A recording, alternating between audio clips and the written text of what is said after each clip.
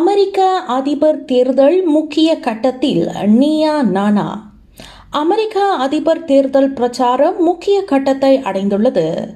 ஒரு மாதமே எஞ்சியிருக்கும் வேளையில் அமெரிக்காவின் நவீன வரலாற்றில் சந்தித்திராத வியத்தகு தேர்தலாக இது பார்க்கப்படுகிறது.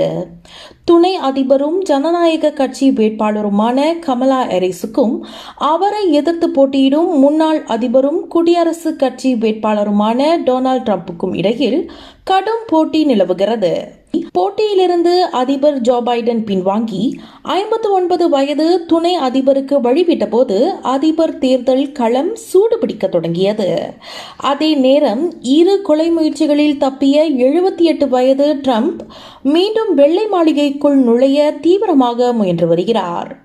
இதுவரை வெளியான கணிப்புகளில் இருவருக்கும் இடையிலான போட்டி கடுமையாகி உள்ளது. இருவருக்கும் கிட்டத்தட்ட சரிசம செல்வாக்கு இருப்பதாக தகவல்கள் கூறப்படுகிறது.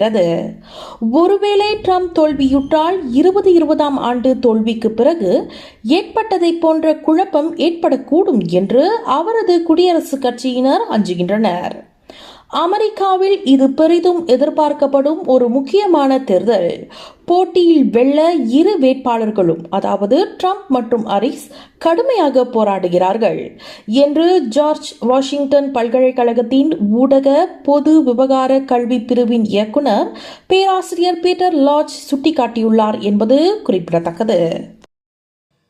கல்வி, பொருளாதாரம், சமூகத்தொண்டு, அரசியல், சினிமா, இலக்கியம், ஆன்மீகம் உள்ளிட்ட சுவாரஸ்யமான உலக நிகழ்வுகளை, தகவல்களை தெரிந்து கொள்ள உங்கள் வர்த்தக நண்பன் சேனலை மறக்காமல் சப்ஸ்கிரைப் பண்ணுங்கள். மேலும் லைக் பண்ணுங்கள், ஷேர் பண்ணுங்கள்.